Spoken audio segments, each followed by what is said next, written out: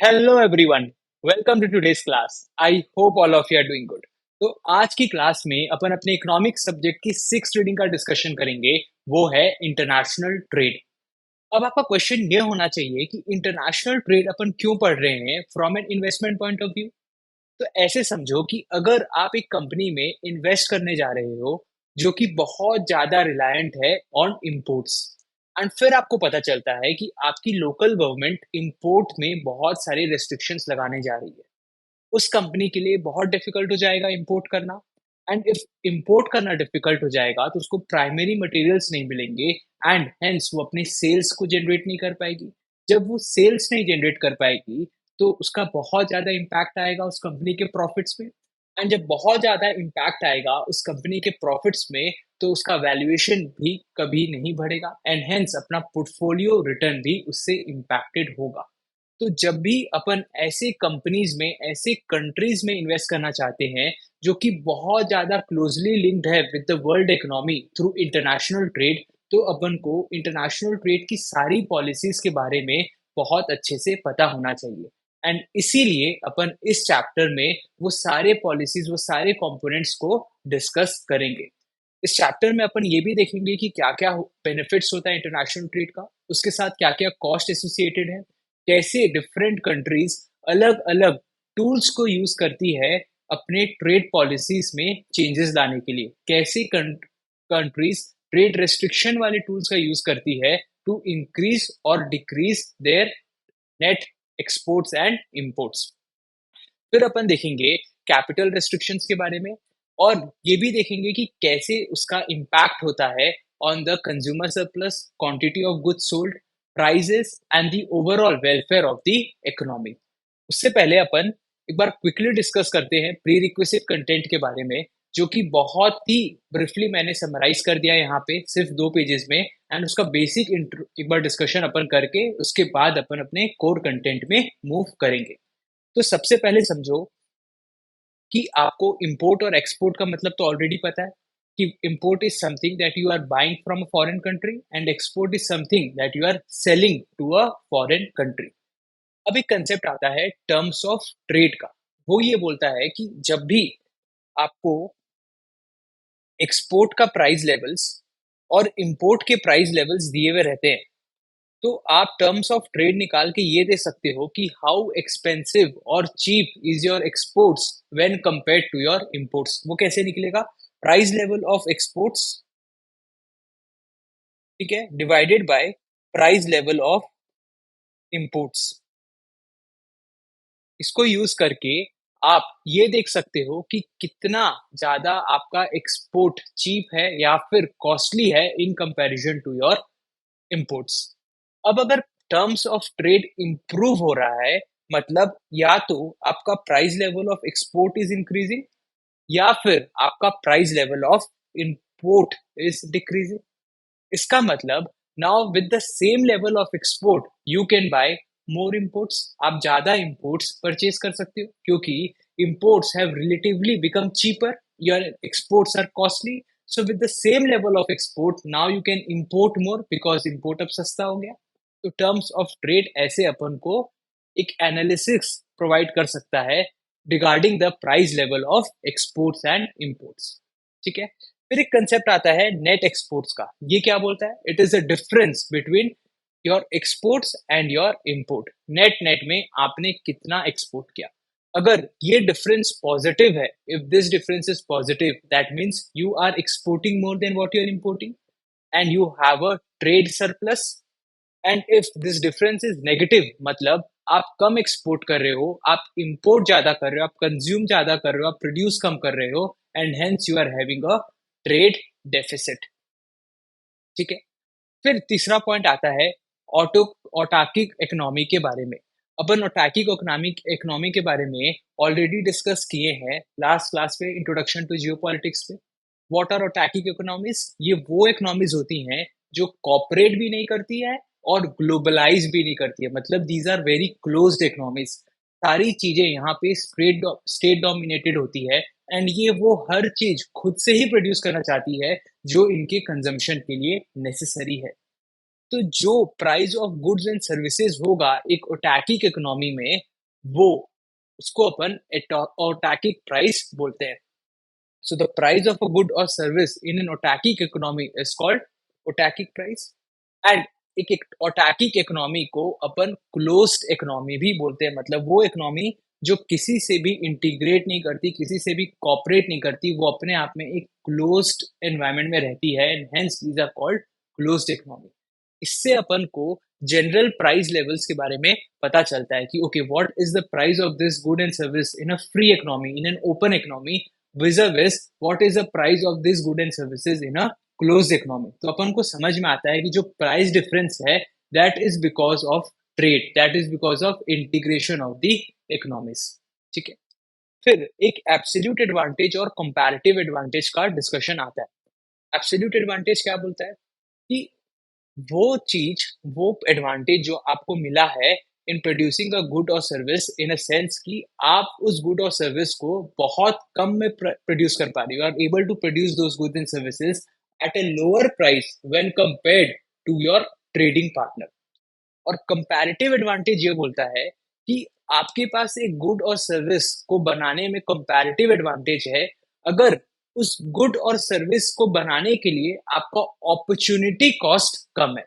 उस गुड और सर्विस को बनाने के लिए अगर अपॉर्चुनिटी कॉस्ट कम है, तब हम बोलेंगे कि आपके पास इस गुड और सर्विस को बनाने का कंपैरेटिव एडवांटेज है। अगर in general level, overall level में, अगर आप कोई गुड और सर्विस को कम प्राइस में बना रहे हो, then your trading partner, then you have an absolute advantage. And अगर आपके पास अपॉर्चुनिटी कॉस्ट भी उस गुड एंड सर्विस को प्रोड्यूस करने का कम है, तब you also have a comparative advantage in that good और सर्विस। एक एग्जांपल लेते हैं, उसके बाद आपको ये और अच्छे से समझ में आएगा। देखो, एक कंट्री है इंडिया, ठीक है, जो कि एक बार में या तो 20 शर्ट्स बना पाती है एक दिन में, या फिर 80 पेन्स बना पाएगी। ठीक है, टू हेल्प यू बेटर एक ही एग्जांपल लेते हैं अपन जो यहाँ पे लिया हुआ है 20 एंड 60 का। तो या तो वो 20 शर्ट्स बना पाती है या फिर वो 60 पेन्स बना पाती है। दूसरी कंट्री है बांग्लादेश, जो या तो 10 शर्ट्स बना पाएगी एक दिन में या फिर 80 पेन्स बना पाएगी, ठीक है, इन 1 डे। अब आपको देख के पता चलेगा कि शर्ट बनाने में किसके पास ज्यादा एडवांटेज है। ऑब्वियसली इंडिया, इंडिया के पास शर्ट बनाने में ज्यादा एडवांटेज है, एंड बांग्लादेश के पास पेन्स बनाने में ज्यादा एडवांटेज है। इसको अपन बोलते हैं एब्सोल्यूट एडवांटेज, बिकॉज 1 डे में इंडिया 20 शर्ट्स बना पाता है, वहीं बांग्लादेश खाली 10 शर्ट्स बना पा रहा है। मतलब the cost to produce shirts in India is low, and hence India has an absolute advantage in production of shirts। वैसे ही अगर अपन पेन्स का स्टोरी देखें तो इंडिया एक दिन में 60 पेन्स बना पाता है, वहीं पे बांग्लादेश 1 डे में 80 पेन्स बना पा रहा है। मतलब the cost to produce pens in Bangladesh is low, वो एक दिन में ज्यादा अमाउंट ऑफ पेन्स बना पा रहा है जितना अपन बना पा रहे हैं। So Bangladesh has got absolute advantage in production of pens. अब कंपैरेटिव एडवांटेज कैसे देखा जाता है ये समझो।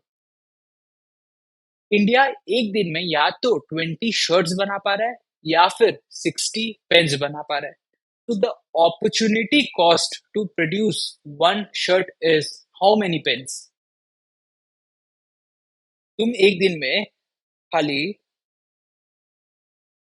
20 शर्ट्स या फिर 60 पेन्स बना पा रहे हो। मतलब फॉर एवरी 1 शर्ट तुम्हारे पास ऑप्शन है कि तुम 1 शर्ट बनाओ या फिर 3 पेन्स बनाओ। For every 1 shirt you have to forgo production of 3 pens.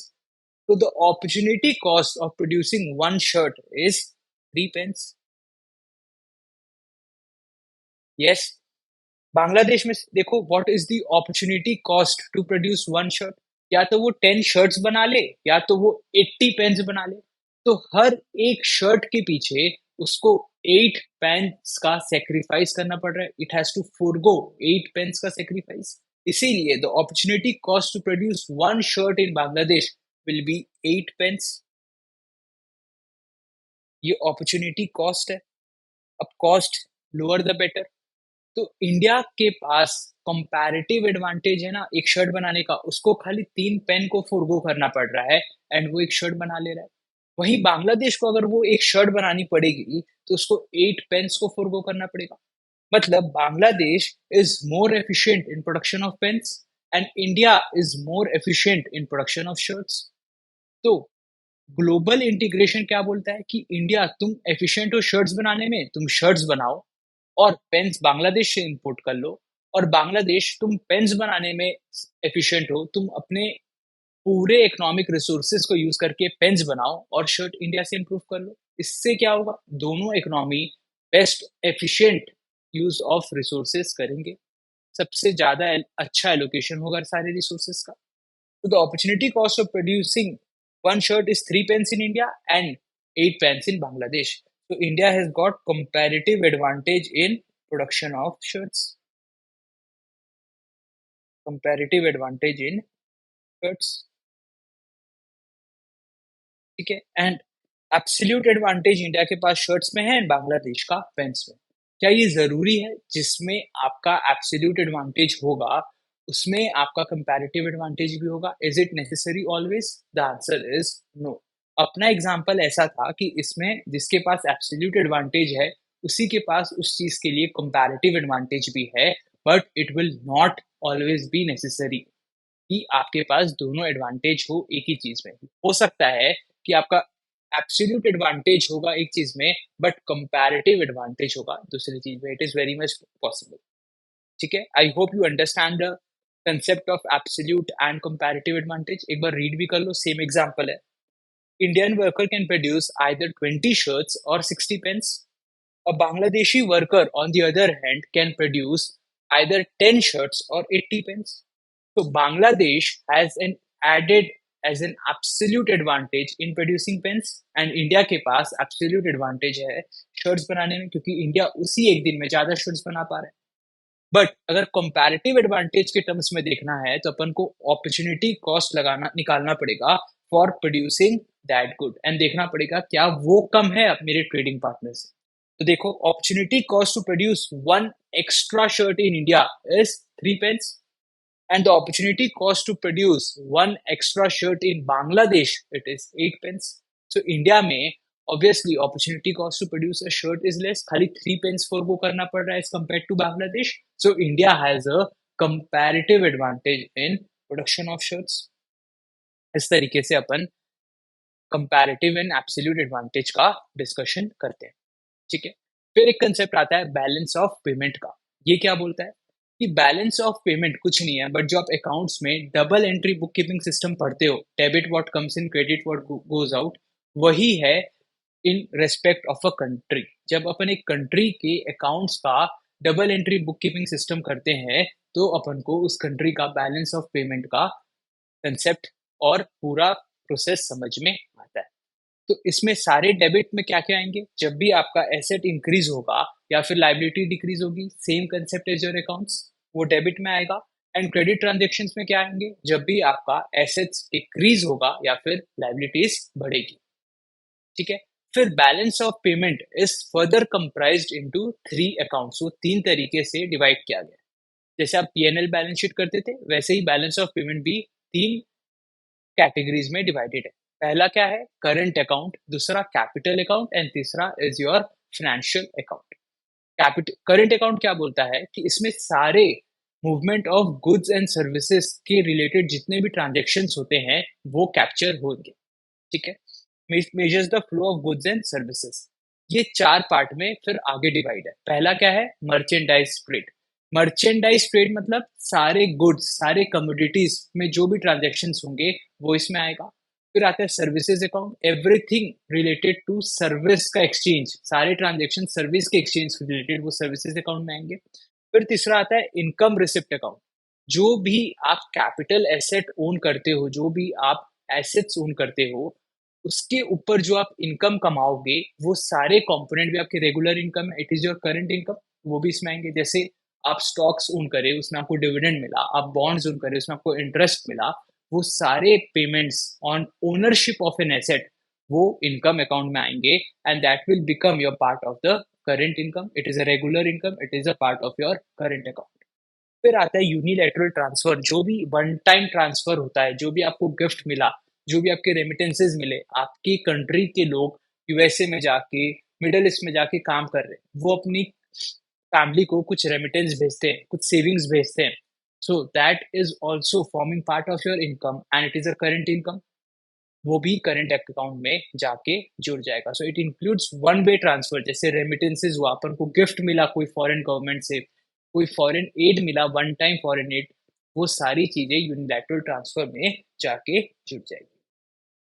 ठीक है, फिर इसका नेक्स्ट पार्ट होता है, वो होता है कैपिटल अकाउंट। कैपिटल अकाउंट में क्या आएगा? सारी चीजें जो फिर ट्रांसफर ऑफ कैपिटल से लिंक्ड है या फिर फिक्स्ड बड़े एसेट से लिंक्ड है, बड़े ट्रांजेक्शन्स, वो कैपिटल अकाउंट का पार्ट बनेंगे। सबसे पहला आता है इसमें कैपिटल ट्रांसफर। जब भी ownership of an asset, ownership of an asset, ये क्या था? Income from ownership. अभी अपन क्या बात कर रहे हैं? ओनरशिप ऑफ एन एसेट का एक्सचेंज होता है, तो जो टाइटल ट्रांसफर हुआ और अपन लोग ने जो कंसिडरेशन पे किया, वो सारी कंपोनेंट, वो सारे ट्रांजेक्शन्स कैपिटल ट्रांसफर में जाके जुड़ जाएंगे। फिर जो भी एसेट्स का अपन परचेज एंड सेल करते हैं, non produced and non financial asset, मतलब इनटेंजिबल एसेट्स, राइट्स का जब भी अपन परचेज एंड सेल करते हैं, वो भी जाके इस कैपिटल अकाउंट में जुड़ जाएंगे। Sale and purchase of any non produced asset, non produced assets जैसे नेचुरल रिसोर्सेज, आपका एक लैंड माइन था, आपका एक ऑयल माइन था, आपने उसको सेल कर दिया, so it is a non-produced asset, it's a natural resource asset, it's an intangible asset, the right, you have sold the right to the person, so ये भी चीजें कैपिटल अकाउंट में जाके ऐड हो जाएगी। तो क्या क्या आएगा उसमें? Natural resources, patents, copyrights, intangibles, any non financial asset, सब सारी चीजों का एक्सचेंज एंड उनका consideration will form part of your capital account. फिर थर्ड आता है फाइनेंशियल अकाउंट। तो जो भी इन्वेस्टमेंट फ्लोज होते हैं, वो सारे कैप्चर होके इस अकाउंट में जाके ऐड हो जाते हैं थ्रू फाइनेंशियल अकाउंट। क्या क्या इन्वेस्टमेंट फ्लोज हो सकते हैं? देखो, आपके कुछ एसेट्स होंगे फॉरेन कंट्रीज में, गवर्नमेंट के कॉन्सुलेट्स होते हैं, एम्बेसीज होते हैं, प्राइवेट कंपनीज के कुछ फॉरेन एसेट्स होते हैं, उनमें जब कुछ भी परचेज एंड सेल आता है, उनमें जो भी इन्वेस्टमेंट फ्लो का ट्रांजेक्शन आता है, that forms part of current account, country's assets, not the current account, it forms part of your financial account through country's assets which you own in the foreign country. फिर आपके country में भी कुछ foreigner के assets होंगे, उनकी embassies होंगी, उनके रिजर्व्स होंगे, फॉरेन बड़े बड़े एमएनसीज के कुछ एसेट्स होंगे आपके कंट्री में, जब उनमें इन्वेस्टमेंट फ्लोज आएगा, वो भी जुड़ जाएगा जाके in the financial account through foreigners assets owned in the country. So whatever you own in a foreign country and whatever foreigners own in your country, इनमें जब भी इन्वेस्टमेंट फ्लोज आएगा, वो फाइनेंशियल अकाउंट का पार्ट बन जाएगा। ठीक है, अब एक कंसेप्ट समझो कि जब भी बैलेंस ऑफ पेमेंट में करंट अकाउंट डेफिसिट होता है, तो it has to be financed by something. अगर आपके करंट अकाउंट में डेफिसिट है, आपको तो बैलेंस ऑफ पेमेंट करना है, that is what is the name is suggesting balance of the payment, so the effect has to be nullified, so you have a deficit in your current account, so it has to be financed by a, it has to be offset by a surplus in your capital or financial account and vice versa। अगर इसमें surplus है, इसमें आपका current account surplus है, तो आपका deficit होना चाहिए कैपिटल एंड फाइनेंशियल अकाउंट में। सर इसमें डेफिसिट है, इसमें सरप्लस होना चाहिए, इसका क्या मतलब है? मतलब समझो कि अगर आपका करंट अकाउंट में डेफिसिट है, आपने कंज्यूम ज्यादा कर लिया एंड एक्सपोर्ट कम किया, आपने प्रोड्यूस कम किया, तो you have to borrow from somewhere ना। आपने कंज्यूम ज्यादा कर लिया, आपका इनकम था 8, आपने कंज्यूम कर लिया 10 का, तो you have a deficit of -2। Now someone has to come and finance this deficit through your borrowings. तो आपने क्या किया? आपने लोन लिया। जब आपने लोन लिया, तो आपका फ्लोज बढ़ा, आपका इन्वेस्टमेंट फ्लो बढ़ा, आपका बोरोइंग फ्लो बढ़ा, and hence you got an addition in your financial account.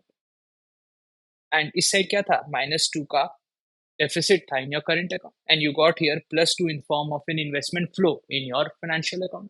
तो जब भी आपका deficit या surplus होगा current account में, that has to be offset by an opposite sign in the capital or a financial account. ठीक है, इसका क्या implication है कि a country with current account deficit has to increase its debt, किसी को finance करना पड़ेगा, but it has to increase its foreign debts by the amount of CAD. है ना?